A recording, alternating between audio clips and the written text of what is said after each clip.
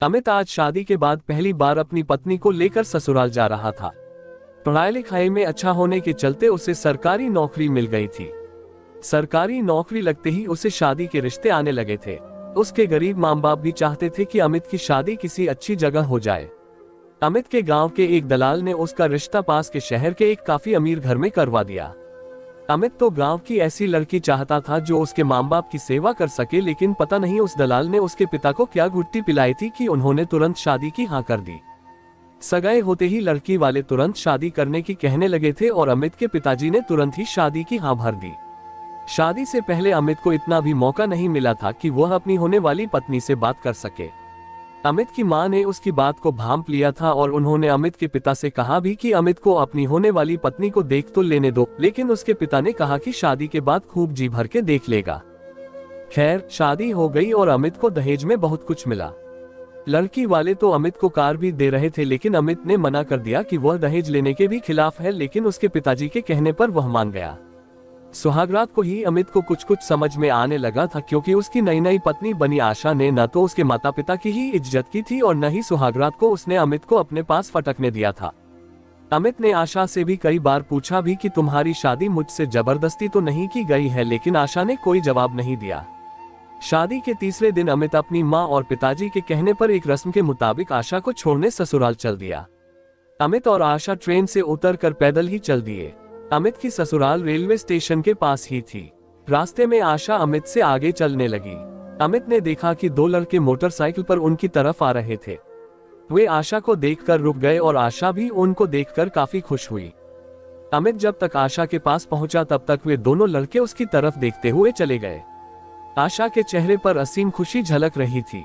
अमित के पास आने पर आशा ने अमित को उन लड़कों के बारे में कुछ नहीं बताया और अमित ने भी नहीं पूछा। अमित अपनी ससुराल पहुंचा। वहां पर सब लोग केवल आशा को देखकर खुश हुए और अमित की तरफ किसी ने ध्यान भी नहीं दिया। आशा की मां उसे लेकर अंदर चली गई और अमित बाहर बरामदे में खड़ा रहा। अंदर से उसके ससुर और दोनों साले बाहर आए।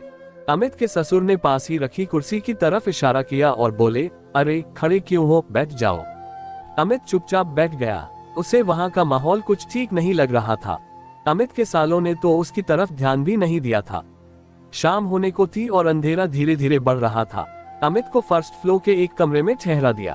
अमित थोड़ा लेट गया और उसकी आंख लग गई। नीचे से शोर सुनकर अमित की आंख खुली तो उसने देखा कि अंधेरा हो चुका था और रात के 9 बज चुके थे। अमित खड़ा हुआ और उसने मुंह धोया। उसको हैरानी हो रही थी कि किसी ने उससे चाय तक की नहीं पूछी थी। अमित उसे अपना वहम समझकर भूलने की कोशिश कर रहा था, लेकिन दिमाग तो उसके पास भी था, इसलिए वह अपने ही विचारों में खोया हुआ था। अब नीचे से जोर जोर से हंसने की आवाज आ रही थी। अमित के ससुर शायद किसी से बात कर रहे थे। अमित ने नीचे झांका तो पाया कि उसके ससुर और 2-3 लोग बरामदे में महफिल लगाए शराब पी रहे थे। अमित के ससुर बहुत शराब पी चुके थे, इसलिए वे अब होश में नहीं थे। पिताजी उसकी शादी में उसके सवालों के जवाब नहीं दे रहे थे। अमित का सिर चकरा रहा था। वह तुरंत नीचे उतरा और अंदर कमरे के दरवाजे पर पहुंचा। अमित ने अंदर देखा कि आशा एक कोने में नीचे ही बैठी है और उसके ससुर उसके पास खड़े उसे डांट रहे हैं। उन्होंने कहा कि अब वह किसके साथ अपना मुंह काला करा आई। अमित को तो अब बिल्कुल भी समझ नहीं आ रहा था। ऐसा लगता था कि उसकी शादी किसी बिगड़ेल लड़की से करा दी गई है और उसका परिवार भी सामाजिक नहीं है। तभी उसकी सास ने आशा के बाल पकड़े और उसको मारने लगी।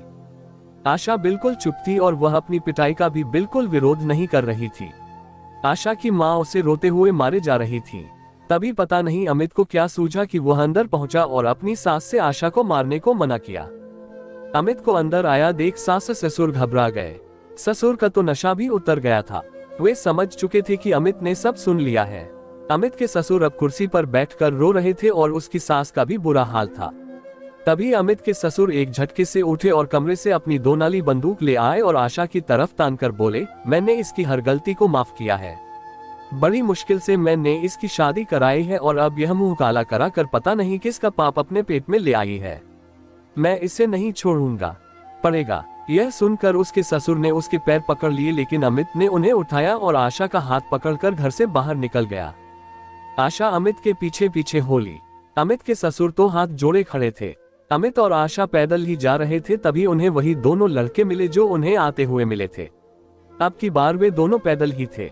आशा को देख उनमें से एक बोला, चलो आशा डार्लिंग, हम तुम्हारे पेट में पल रहे बच्चे को गिरवा देते हैं और फिर से मजे करेंगे। इतना कहकर वे दोनों बड़ी बेहूदगी से हंसने लगे। उनमें से एक ने आशा का हाथ पकड़ने की कोशिश की तो अमित ने उसे पकड़कर अच्छी खासी धुनाई कर दी, और जब दूसरा लड़का अपने साथी को बचाने आया तो आशा ने उसके बाल पकड़कर नीचे गिरा दिया और लातों से अधमरा कर दिया। थोड़ी देर में वे दोनों ही वहां से भाग खड़े हुए। आशा का साथ देना अमित को अच्छा लगा था। अमित ने आशा का हाथ पकड़ा और रेलवे स्टेशन की तरफ चल पड़े। घर पहुंचकर अमित ने अपने माँ और पिताजी को कुछ नहीं बताया। अब आशा ने अमित के घर को इस तरह से संभाल लिया था कि अमित सब कुछ भूल गया। आशा ने जब उसके पेट में पल रहे बच्चे को गिराने की बात कही तो अमित ने कहा, इसमें इस मासूम की क्या गलती है। आशा अमित के पैरों में गिर पड़ी और रोने लगी। अमित ने उसे उठाया और गले से लगा लिया। वह बोला, आशा, तुम्हारे ये पछतावे के आंसू ही तुम्हारी पवित्रता है। आशा अमित के गले लगकर रोए जा रही थी।